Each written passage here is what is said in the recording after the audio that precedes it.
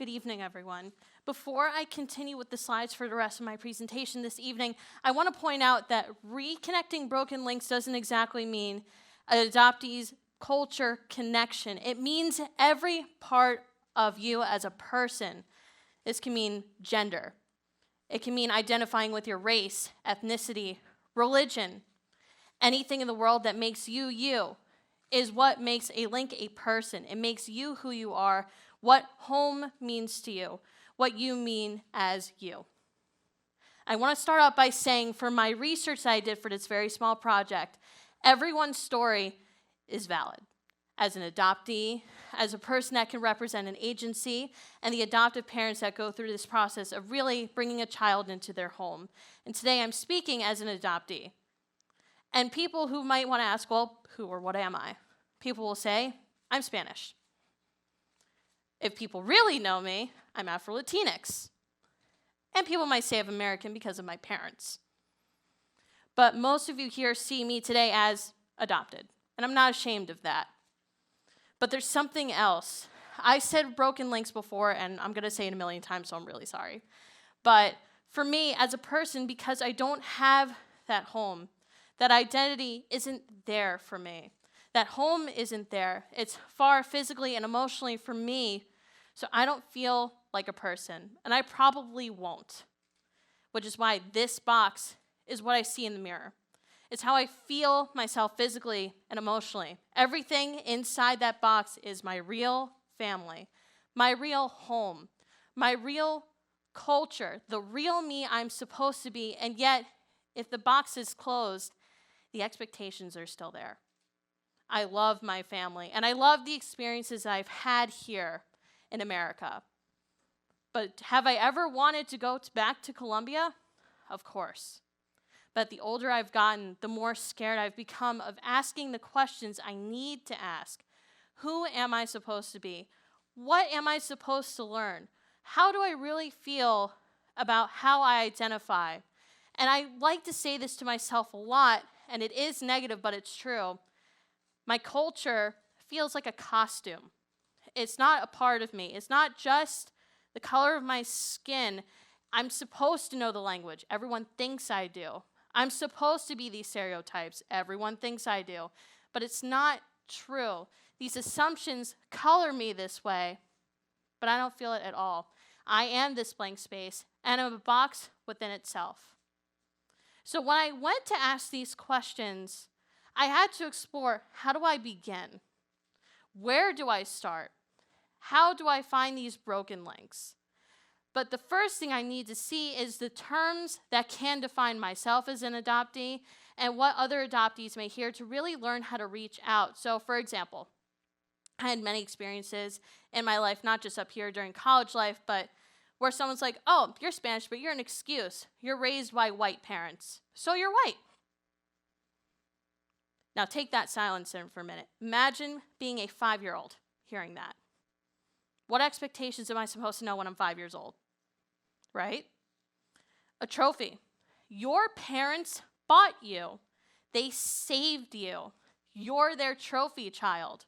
And you see this in the media everywhere where it comes to celebrities who adopt children, and they talk about trophyism like, you're a prize. You're not their kid. You're their prize. And being saved. Oh, we saved you. That culture, that country is dangerous. I've heard those instances, especially when I was a kid, but I've learned how to tune it out. But because I tuned it out, those questions that I could have had that could have helped me educate the language I'm supposed to learn, where I'm from, everything gone. So I'm thinking about that empty box again. I think of those broken links, those things that I had mentioned before, the home, what am I supposed to learn? And I think of culture. And the connection to culture can mean a lot of things, but for an adoptee like myself, it is a little bit different. But there's the W's. Who, what, when, where, and why. And ultimately, I think the who and what is the most important. Who am I? Not just a reflection of someone else's standards like my parents or even my biological family and parents. But who am I today? I had to acculturate to my adoptive family, but I've had no connection with my biological family at all. And it's hard to get those through agencies now, especially when it's outside the country. And what? What am I supposed to be learning? What am I supposed to take away from my biological culture? Everything. What am I supposed to do? What and why? Who and when? And then we talk about connections with family. I would say I'm a luckier case where, though it seems distance at times, it was definitely during childhood more where my childhood was questions on the inside that disappeared. But I appreciate the connections that I've had with my adoptive parents despite all the turmoils. There are cases where it's not like that. But when it comes to connection, it's just outside the family as well. So I talked about adoption agencies. Family, the adoptive and biological. Unfortunately, I do not have contact with my biological family, and it's practically impossible now. But some do. And travel. When it comes to traveling in and out of the country, there are different boundaries and standards that are most certainly outside myself. There are separate rules for traveling and adopting a child that I have no part in being in control of. And communities. We live in a digital age now. There's social media, there's Facebook, Reddit, all sorts of forums that are no longer in person like it may have used to be. So with these connections, and if we combine everything, we can talk about cultural connections. Now, what does this mean? Now, when it comes to community connections, we can connect with what I just said before. So family, biological, and adoptive. Through an agency, you can have documents of that. Maybe even recordings. Maybe you can have things that are left over, like in a box like I did. But that can just be it. It can be any amount, and it has to be those two parties. If the adoptive parents want those things, or if the biological family wants those things. Every relationship is different, and that's what makes any experience so different from one another. And when it comes to an adoption agency, not one is like the other. Funding and such, I'm not aware of because I'm an adoptee. But when I did my research and I began communicating with the other adoptees, as you'll see, some had pre-adoption classes before they got their kid, where they knew a little bit about the popular culture, maybe they even traveled. But after the pre-adoption process and after getting their kid, there's nothing else.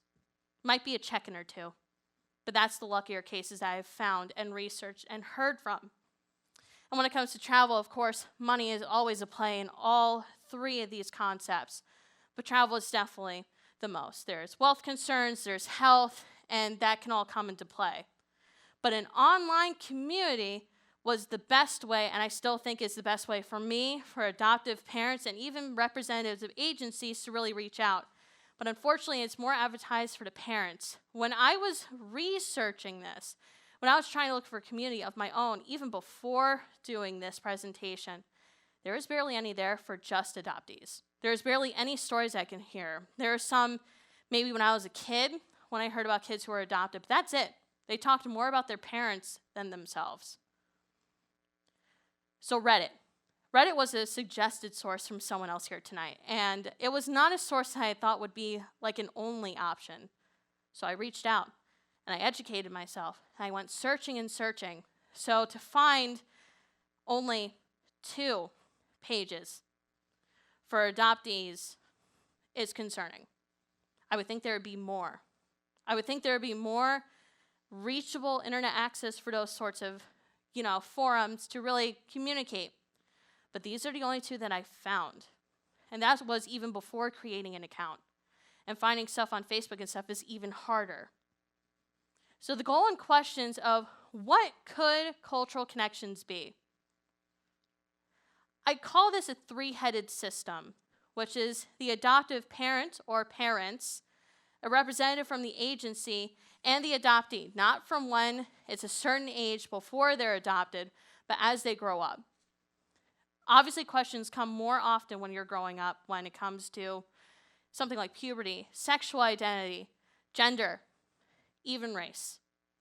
So to understand that through the agency and learning along with the adoptive parents is something that really needs to be not exclusive to some agencies or online, but it needs to be a conversation as a child is growing up to figure out who they are.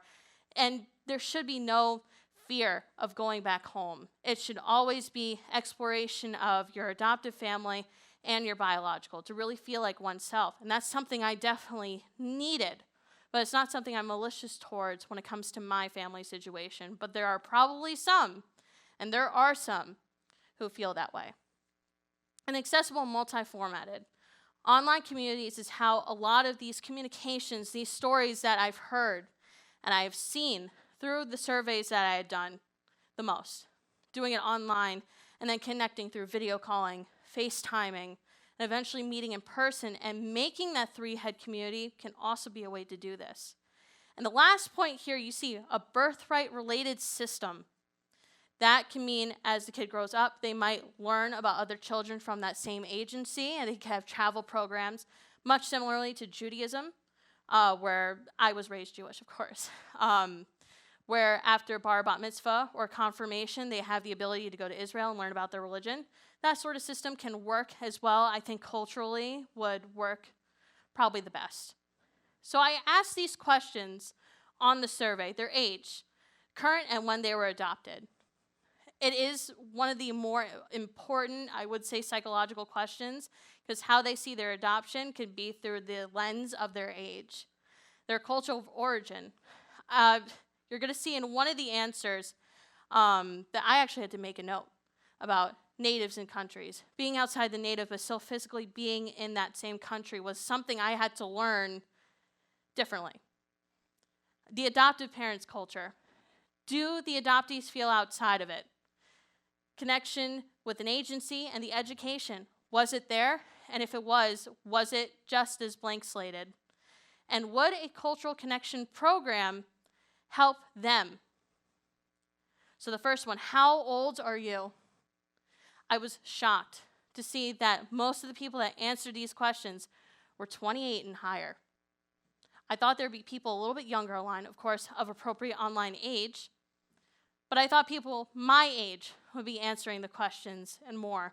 Of course, there were, but not as much as I thought of the more adult community.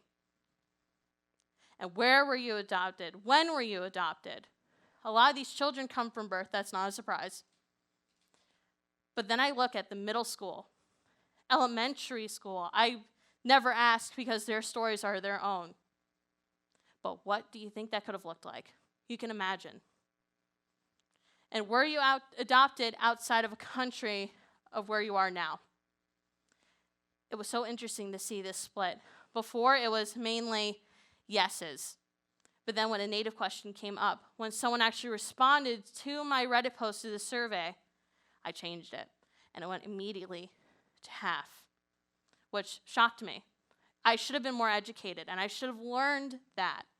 And I did. Were you adopted by parents of a different culture? Not a surprise. Most of them were yeses, but the visible no is interesting, and that's something I definitely want to explore more, as the survey definitely has a future of its own in my own studies. And how connected do you feel to your culture of origin? Most of it says, somewhat. I know the popular holidays, I know popular beliefs, dressings, other maybe even religious connections, but a lot of them are no. About half of that entire circle is no. I know where I'm from, that's it. Or I know the country, but I know nothing else. And that's where this concern starts to rise. How connected do you feel to your adoptive family's culture? Most of them is, I feel a little bit. But that next circle, the purple section that says, I don't feel connected at all. I stand and feel biased towards that answer because that's my life, and that could be many other adoptees out there. And I want people to pay attention to that number, 39. 39 people answered. I really expected more. But the more of these colors, these survey answers that show up, shows how much work there needs to be done. So when we talk about education, have you ever been educated by your adoptive family or adoption agency about your culture? No. You would think education would be the first thing that you would have, whether a pamphlet, a video, something, anything. No. And that's something we first need to work on. But it won't happen overnight.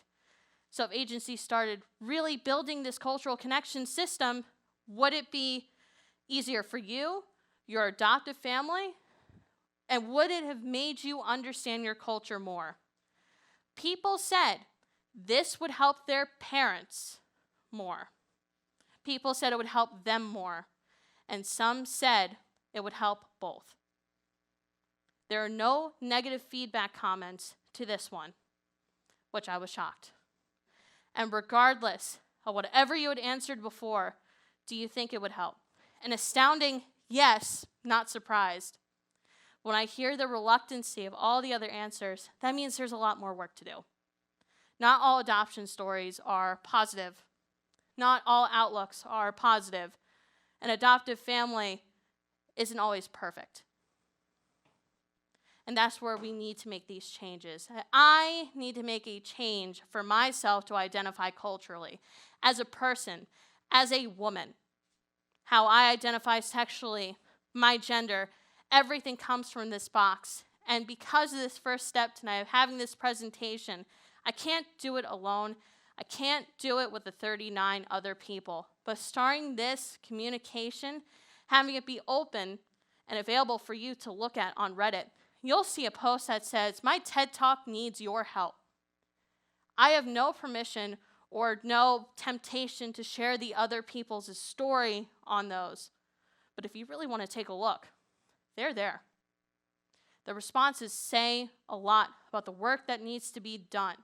My survey is small, but it can grow into something larger, something amazing, something that can help someone like me who's younger, growing up, or it can help someone who's older like it did to really be able to explore themselves. And while I think it's a little too late for me in some ways, this presentation was just a start of something new for me and those people that have answered and people who are watching. So I just want to say thank you.